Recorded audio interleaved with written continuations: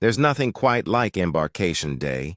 That moment when you finally see your cruise ship towering above the port, shining in the sunlight, and it hits you. This is it. The vacation you've been planning, dreaming about, and counting down to is finally here. You can almost smell the ocean air, hear the music, and feel that buzz of excitement as hundreds of people line up, ready to step on board. But here's something that most travelers don't realize. That same excitement is exactly when people make their biggest mistakes. Right here, in the first hour of boarding, many passengers fall into simple traps that can start their trip with frustration, stress, and wasted time. From missing luggage to surprise fees, it all happens before the ship even leaves the dock. But not you. Not this time. Because in this video, we're walking through the 12 things you should never do when you board a cruise. This is your personal guide, a playbook for cruising smarter, calmer, and more confidently than 90% of people around you. So, let's set sail on the right foot. Here's how to start your cruise the smart way. Before we continue, if you haven't subscribed to Cruise Currents yet, please take a moment to do so. It really helps us bring you more amazing cruise stories just like this one. Number 1. The same-day flight gamble. Let's kick things off with one of the most nerve-wracking risks in cruising. And it happens before you even see your ship. It's the temptation to fly in on the same morning your cruise departs. At first, it seems like a no-brainer. You save the cost of a hotel, maybe you get a little extra sleep in your own bed, and everything lines up perfectly. But in today's travel world, that's like playing roulette with your entire vacation. One flight delay, one mechanical issue, or even a thunderstorm in another city. That's all it takes to throw your schedule off completely. And here's the brutal truth. The ship will not wait for you. It doesn't matter if you're 5 minutes late or 5 hours. Once the boarding doors close, they're closed. And if that happens, you're left watching your ship and your money sail away without you. The golden rule for a stress-free cruise: always fly in at least one day early. That one extra night in a hotel is basically an insurance policy for your peace of mind. You'll wake up refreshed, grab breakfast, and head to the port with zero stress instead of racing through airports hoping your connection isn't delayed. Here's a pro move. Look into pre-cruise hotel packages. Companies like GoPort in Orlando and similar services in other port cities offer bundle deals: hotel, airport transfer, and cruise shuttle all in one. It turns what used to be a travel headache into the smooth, relaxing first night of your vacation. Think of it this way: your cruise doesn't start when you board. It starts the night before. When you know you're already in the city, your bags are safe, and your only connection tomorrow is with the ocean breeze. Number 2. Misjudging your arrival time. Next, let's talk about something that seems small but can completely shape your first day: your boarding time. When you complete online check-in, your cruise line asks you to select an arrival slot. Most people just click the first time they see available and move on. But this small decision actually affects how your entire embarkation day unfolds. Those arrival times aren't random. They're carefully planned to keep thousands of passengers moving smoothly through security and check-in. If you arrive way earlier or later than your chosen slot, you could face long waits, extra lines, or even be asked to stand aside until your group is called. Now, here's where it gets interesting. Experienced cruisers will tell you that some ports are more flexible. They'll say, "I showed up early and they let me right in." And yes, that sometimes happens. But it's not guaranteed. So the smart move isn't to gamble, it's to plan intentionally. If you're the kind of person who wants to explore the ship early, grab lunch at the buffet and get that first cocktail with an ocean view, then pick an earlier slot. You'll have plenty of time to wander, take photos, and start your vacation ahead of the crowd. But if you'd rather avoid the chaos, the lines, the noise, the packed elevators, then aim for a later slot, usually around 1:30 or 2 p.m. By then, most guests are already on board, the rooms are often ready, and the boarding area is calm and nearly empty. The key isn't about being early or late, it's about being strategic. Decide what kind of start you want, then show up accordingly. Just don't ignore the time you picked and expect to walk right on board whenever you feel like it. That's a quick recipe for frustration on day 1. Number 3. Forgetting your carry-on essentials. Here's a surprisingly common mistake that can make your first day unnecessarily stressful. Forgetting to keep a carry-on bag with your must-haves. When you arrive at the terminal, friendly porters will take your big suitcases off your hands, and that's great. But once they do, those bags vanish into the ship's loading system, and you won't see them again for several hours. That means if you packed everything in those checked bags, clothes, toiletries, documents, medicine, you're basically stranded without your essentials until your luggage finally arrives outside your cabin later in the evening. So here's what to do. Always keep a personal carry-on bag with the following items inside. Your passport and boarding documents. You'll need these at check-in. Medications and health essentials, jewelry, electronics, and valuables, a swimsuit and sunscreen if you want to hit the pool early. A fresh outfit for dinner or evening activities. Chargers, headphones, and any cruise-specific items like your medallion or key card holder, and here's the big mistake to avoid. Never, ever pack your passport or cruise documents in your checked luggage. You'll be stopped at security and unable to board until your bags are retrieved, which can take hours. Think of your carry-on as your cruise day survival kit. If everything else gets delayed, you'll still be able to check in, relax, and start enjoying your vacation without worrying about where your luggage went. Plus, once you're on board, having your essentials handy lets you hit the ground running, grab a drink, take a few photos, and start soaking in that vacation feeling right away.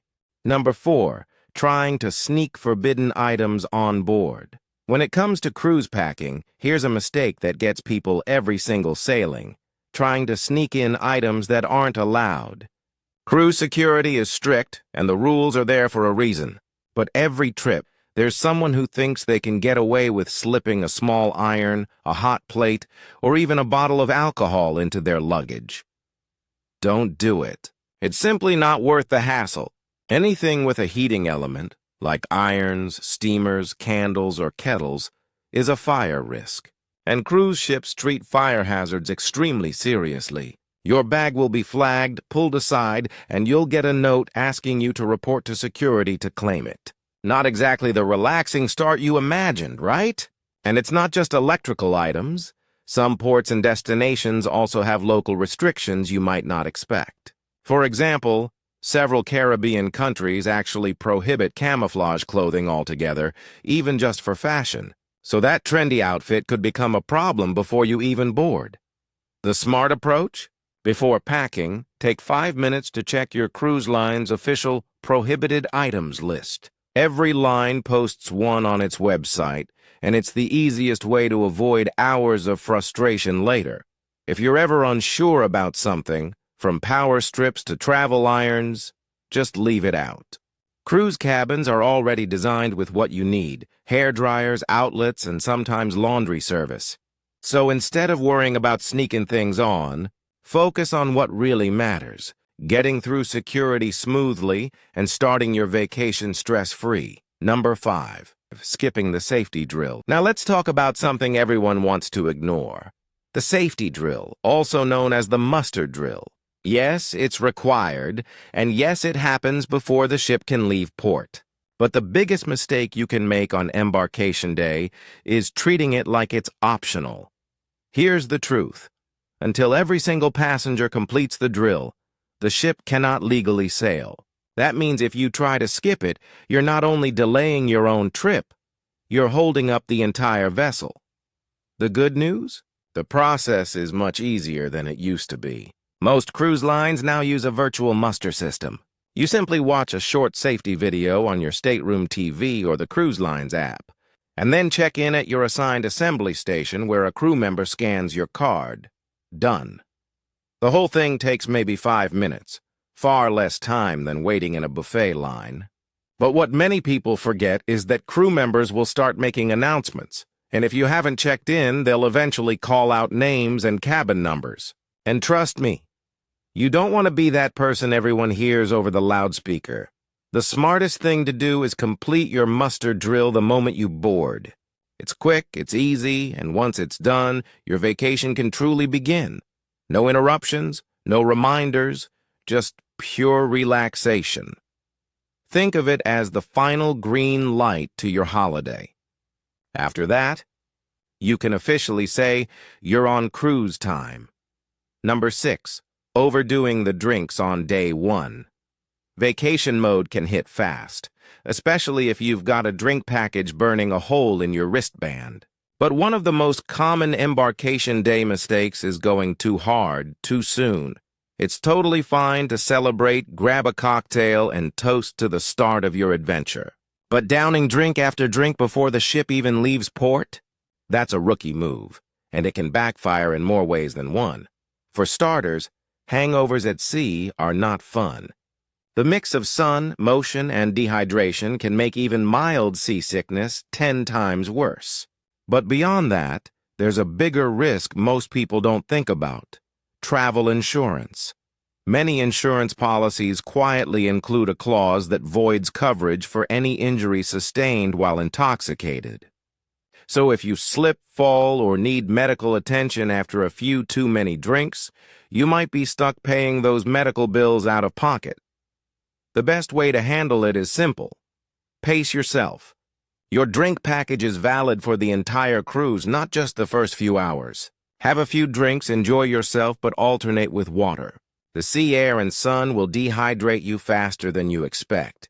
A great rule of thumb: 1 glass of water for every alcoholic drink. That alone can make a huge difference. Remember, Embarkation Day sets the tone for your entire trip. You don't want to spend day 2 feeling miserable and missing out on the fun. Start slow, ease into the rhythm, and let the ocean do the relaxing for you.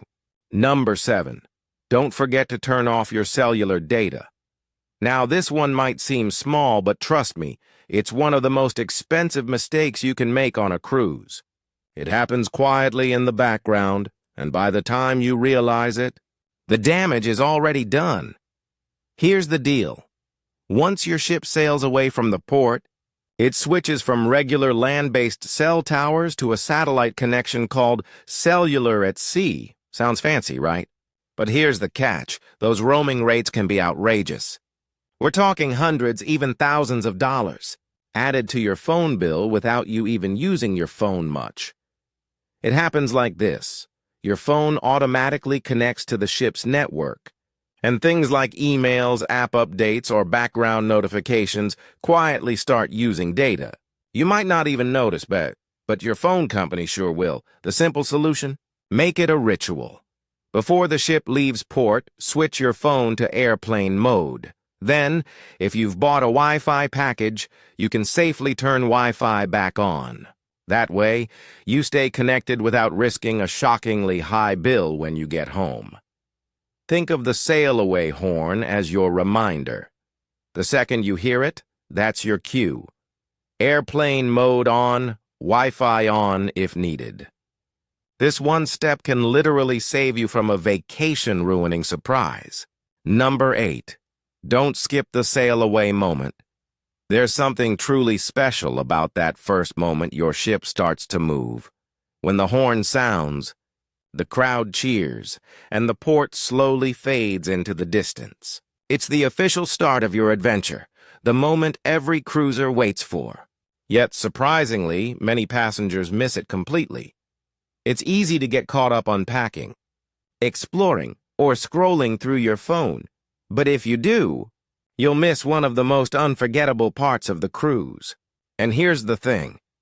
The sail-away party and the sail-away moment are two very different experiences. The party on the pool deck is loud, energetic and fun, with music, dancing, and drinks flowing everywhere. But the moment the ship actually glides away from the port, that's pure magic. The world seems to pause for a few minutes as the coastline drifts farther away and the open sea stretches out in front of you. So, wherever you are, find a spot with a view. Maybe it's your own balcony, the top deck, or a quiet spot at the back of the ship where you can see the wake trail behind you. However you choose to experience it, don't be inside. This is one of those moments you'll always remember. It's the feeling that your vacation has truly begun. Number 9. Don't overlook your cabin steward. Your cabin steward is one of the most important people on the ship when it comes to your comfort. Yet many passengers barely acknowledge them. That's a mistake you definitely don't want to make. Your steward isn't just the person who tidies your room or replaces your towels. They're the key to making your entire stay smoother and more enjoyable. They're the ones who deliver important information to your room, like daily schedules, port updates, or final disembarkation details. Take a few minutes on the first day to introduce yourself. A quick friendly hello goes a long way. If you need anything, extra pillows, a different bed setup, or your minibar emptied, this is the perfect time to ask. Keep in mind, Embarkation Day is one of the busiest times for them, so you might not see your steward until later or even the next day. That's totally normal. If you need something that isn't urgent, leave a short, polite note instead of waiting around. Showing kindness and appreciation early on can make a huge difference for the rest of your cruise. A simple thank you or smile can turn your steward from just another crew member into someone who truly looks out for you. And that's worth more than any room upgrade. Number 10. Don't rush straight to your cabin. After you finally step on board, it's tempting to head straight for your stateroom and drop your bags, but that's a rookie mistake. The truth is, most cabins aren't ready right away, and going straight there will only lead to frustration. During Embarkation Day, the ship's housekeeping team is still preparing hundreds, sometimes thousands of rooms.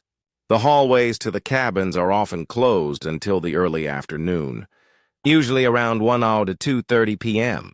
If you try to go early, you'll probably find signs or ropes blocking the area, and crew members politely asking you to wait. Instead of wasting that time standing around, use it wisely. Grab lunch, explore the upper decks, take some photos, or start learning your way around the ship. You'll be surprised how much easier the rest of your cruise feels once you already know where things are. If you're carrying a small bag or backpack, that's totally fine. Just keep it with you until the rooms open. And here's a pro tip. If you plan to bring beverages like soda or wine on board, it's better to choose a later arrival time during check-in. That way, you won't have to carry them around for hours. The key is patience. Your cabin will be ready soon enough, and starting your vacation stress-free is always better than standing in a crowded hallway waiting for the go-ahead. Number 11. Unpack right away. Don't put it off. After a long day of traveling and boarding, unpacking is probably the last thing you want to do. You might feel like leaving your luggage in the corner and relaxing for a while, but that's exactly where many cruisers go wrong. Here's why unpacking right away is worth it.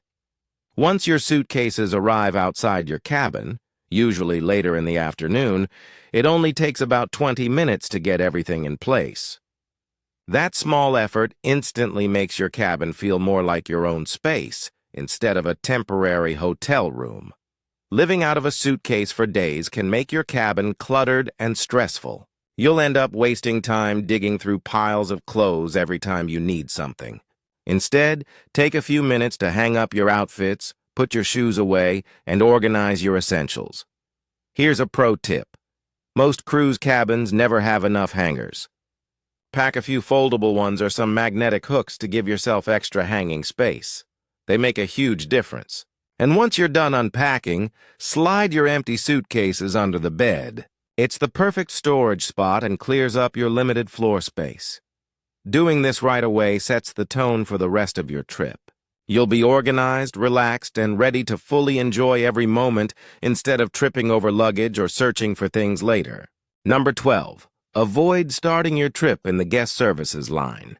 So here's a classic embarkation day mistake that happens every single cruise, heading straight to the guest services desk the moment you get on board. You'll often see a long line forming in the atrium, filled with people waiting, frustrated, and wasting the very first hours of their vacation. Don't join them. Now, yes, some passengers have real issues that need fixing right away, like room key problems or missing luggage. But most of that line, it's filled with people hoping for a last-minute cabin upgrade or asking simple questions that could easily wait. Let's be honest. In today's cruise world, ships usually sail completely full. The chances of snagging a free or surprise upgrade are incredibly small. And even if there is one available, you'll almost always have to pay extra for it. So don't spend your first afternoon waiting for something that's probably not going to happen. Instead, use that time to actually start your vacation. Head up to the top deck, grab your first drink, or enjoy a calm lunch before the rush. If you truly need guest services for something important, come back later in the evening or the next morning. The lines will be gone, and the crew will have more time to help you properly. Remember, your vacation time is precious. The less time you spend standing in lines, the more time you have to enjoy the ship, the views, and that amazing feeling of being on the open sea.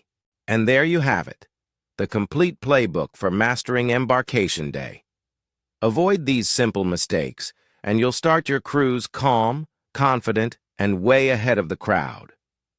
While others are stressing over luggage or waiting in lines, you'll already be relaxing with a drink in hand, soaking in the ocean views. If you found this video helpful, show some love by hitting that like button. It really helps more travelers find these tips. And if you're new here, make sure to subscribe to Cruise Currents, your go-to place for everything cruising. We've got more insider guides, cruise secrets, and travel advice coming your way. Thanks for watching with Cruise Currents, where every voyage starts smarter. Until next time, stay relaxed, stay curious, and keep cruising.